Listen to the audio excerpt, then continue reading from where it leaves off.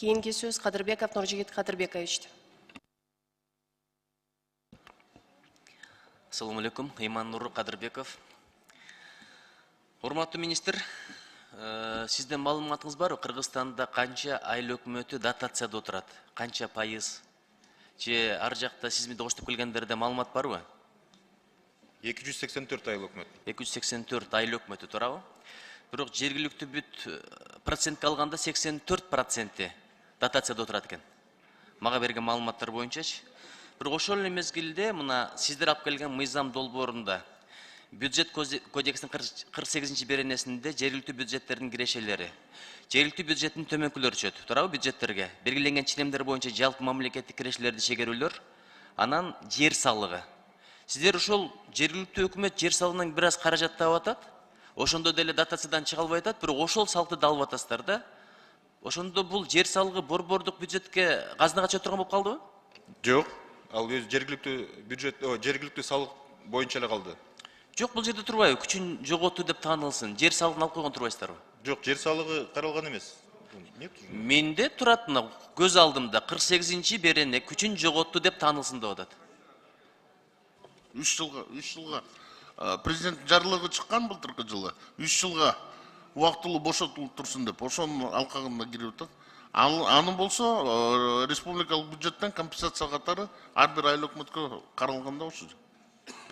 Нуржигит Кадырбекович, ал эме жанагы республикалык салык болуп кеткен жок. Анын төлөөсү гана бошотулуп атат.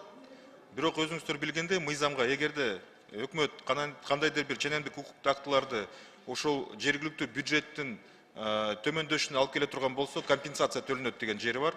Ал тууралуу компенсация ошол эгерде жер салыгынан бошотулган болсо, ал жер салык эмеге түшпөй калат, жергиликтүү бюджетке. Ошол түшө турган расчеттору боюнча компенсациясы берилет жергиликтүү бюджеттерге. Бул эми узун сөз окшойт, мен албетте түшүнө албай атам, эмне үчүн мындай чечимдер болуп атат. Макул анда, жанагы орун алмаштыруудан сум өзгөртпөйт дейт, бирок баары бир кыйналасыздар да. Ала салыкты алып коюп, бирок компенсацияга деле канча каражат кетет. Ошол компенсация чыныгы кирешенин ордун толтурабы башка маселе. Анан дагы бир сунушта мына Кыргыз Республикасы салык кодексинин 240-беренесинин 2 пунктуна ылайык алтын камтылган кенди, алтын камтылган концентратты, алтын эритмесин жана афинаждалган алтынды казып алуу жана сатуу боюнча ишке карата пайда салынган ставкасы 0% өлчөмүндө белгиленет. Ушуну бир 0% кылбай 10%га көтөрүп койсо, алтын менен иштегендердин эсебинен бир аз каражат көбөйүп, бюджет бажоораак болуп калат беле деген ойда. Эмне деп ойлойсуз? Нуржигит Кадырбекович, негизи колдойбуз. Мыйзам киргизилген мыйзамда да ошо кирешесине салык төлөнүп атат. Өзүңүздөр билгендей, алтындагы унциясына жана дүйнөлүк биржага байланган. Канчалык дүйнөлүк баасы көтөрүлгөн болсо, ошончолук салыгы да чоңойот алтындыкы. Так кана ошол система азыр эмеге да кирип атат, жезге и күмүшкө да ошондой кирип атат. Азыр дүйнөлүк баалык эмес менен кирешесинен төлөп кирет да. Мисалы үчүн бир унциясы азыр сколько сейчас унция? 24 доллар түзө турган болсо, ошо 24 доллардан эмесинен кирешесинен төлөйт да. Анткени аны өндүрүү 5,5 гана доллар. Пайда салыгынын ставкасы 0% өлчөмүндө деген эмнени түшүндүрөт анда? Рұқсат бір жооп берейин. Нуржигит Кадырбекович, бизде салыкта пайда салыгы деп, налог на прибыль деп. Ставкасы 10%, бирок алтын өндүргөн компаниялар пайдасынан эмес, доходунан төлөйт да, общий оборот. Подоходный налог. Да, подоходный эмес, налог на доходы, золотосы, общий кирешесине төлөйт да. Ошондо алардын ставкасы белгиленген. Эгерде алтын түрдө алып чыкса 1, руда боюнча алып чыкса, анда ставкасы жогорулатуу ставкасы менен. Андан кийин общий объемдон эле төлөп турат да, жалпы кирешесинен. Макул, эми бул мыйзам долбоор боюнча, булар боюнча бир кенен сүйлөшпөсөк, жөнөкөй элге түшүнүксүзүрөөк болуп атат.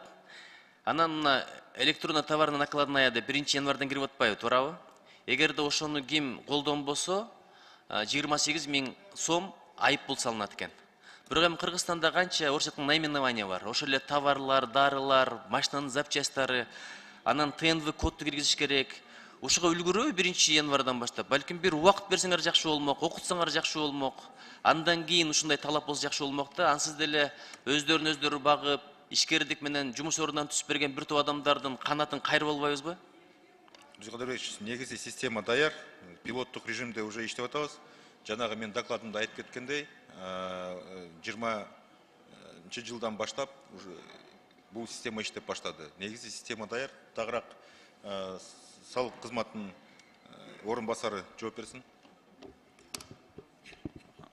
Уруксат болсо, бул электрондук накладноолор боюнча 1-апрелден баштап иштеп баштаган быйыл да. Ошо 1-этап боюнча бул жанагы алкоголдук ичимдиктерге жана табачный продукцияга кирилген да. Ошондуктан азыр толук кандуу система иштеп жатат. Анан болсо 1-июльден баштап жанагы прослеживаемостька жаткан товарлар кирген, бул жанагы холодильник, морозильниктер боюнча. Эми болсо ушу сиз туура айтып кеттиңиз, 1-январдан баштап жалпы ушу баары товарга кирет да. Азыр системабыз толук кандуу иштеп атат. Баары жанагы кайсы категория товар болсо ошолорду биз убагында киргизип атабыз да. То есть система даяр. Бирок эми окутуп, тарбиялап, кичине үйрөтүп туруп баштабасаңыздар, билесиз эми адамдардын көпчүлүгү жөн эле бизнес кылат да, мындай алып сатып элечи. Анан ушул нерсени аткарбадың деп штраф менен канатын кайрып коюңуздар деген айтсам, арак менен тамекини мага десе 500 эсе кымбаттатыңыздар. Түркия ошентип, элин арак менен тамекиден сактайбыз деген ниети бар да. Ошол бизге келгенде сатып кетип атпайбы? Аны да колдойм, бирок башка товарлар бар да, запчасттар бар, дарылар бар, башкалар бар деген маселени айтып атам. Анан ийгилик анда эң башкысы өздөрү жумуш таап аткандардын шагын сындырбай бир колдой турган системаларга көңүл бөлсөңүздөр. Кытай ошонун эсебинен өнүккөнүн унутпасаңыздар да. Чоң рахмат. Рахмат.